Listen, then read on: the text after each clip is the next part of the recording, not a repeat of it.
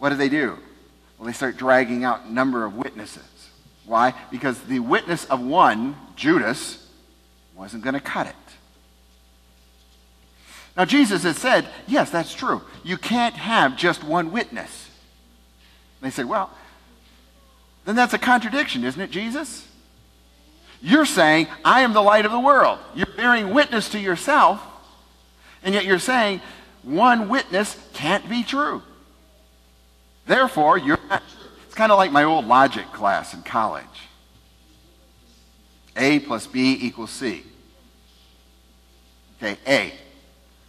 Jesus said you can't have just one witness and be true. B. Jesus said, I am the light of the world. C. Therefore, his witness can't be true because it's only one witness, right?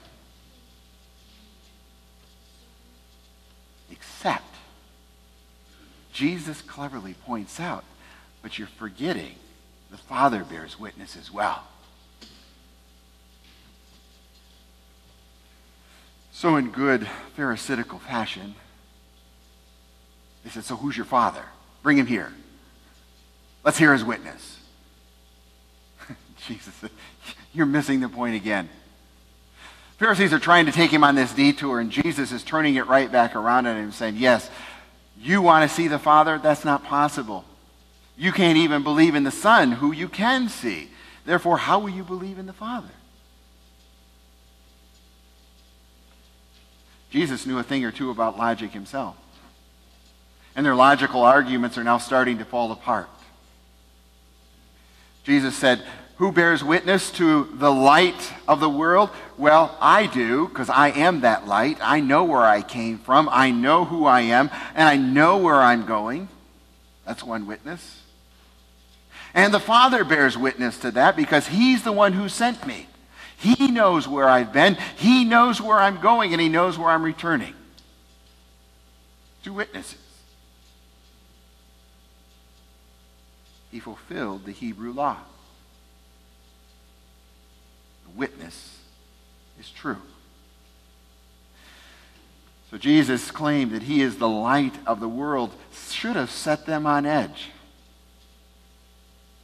Here they are at the Feast of the Tabernacles, and they're expecting that this light is going to come in and illumine the temple, just as God illumines his temple with his word. And Jesus is saying, I am that word, I am that light, I am that life. Look.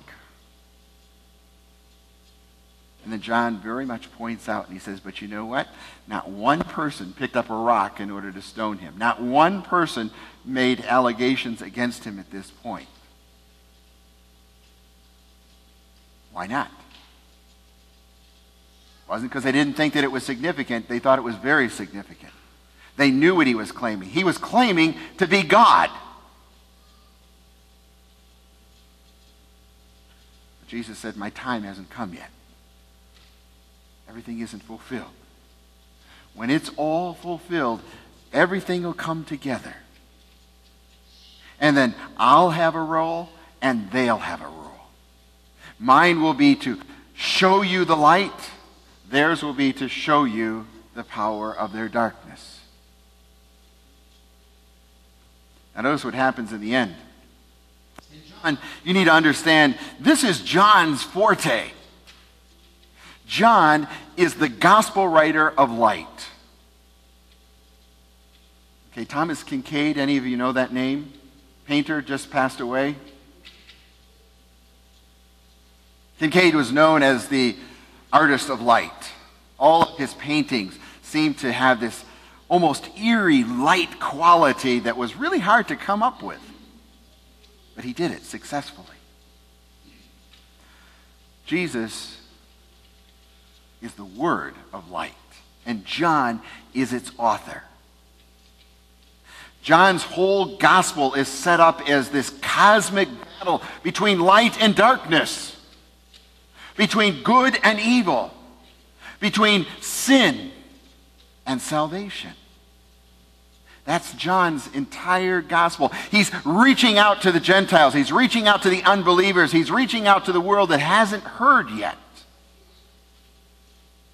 And he's giving them something they've never heard before. So here comes this light.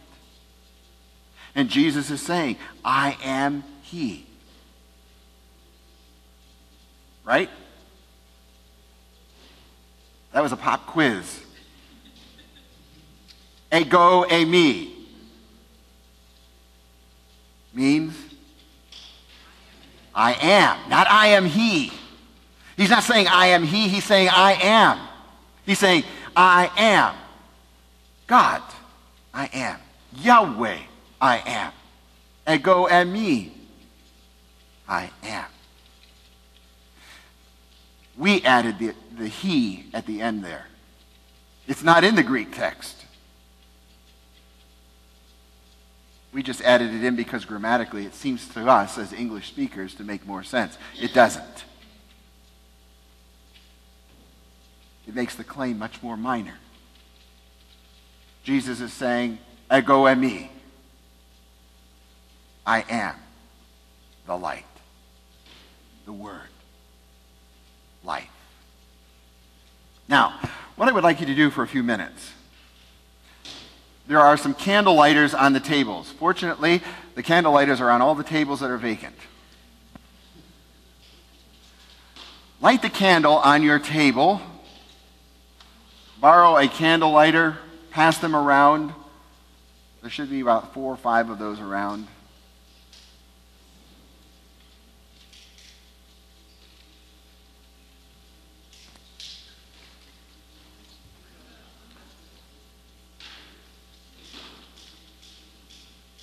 Katie,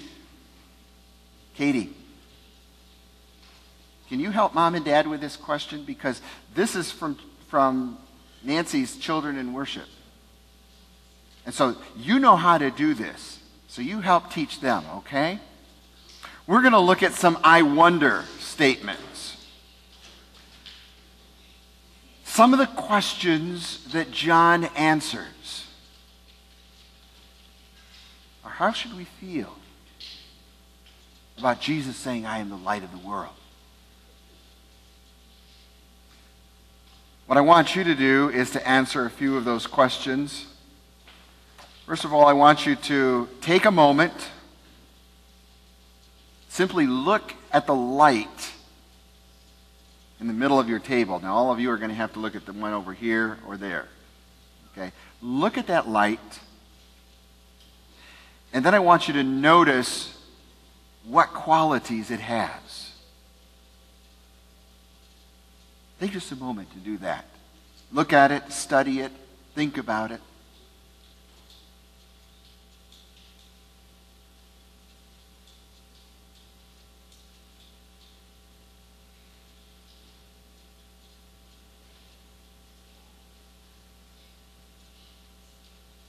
Now, of those qualities,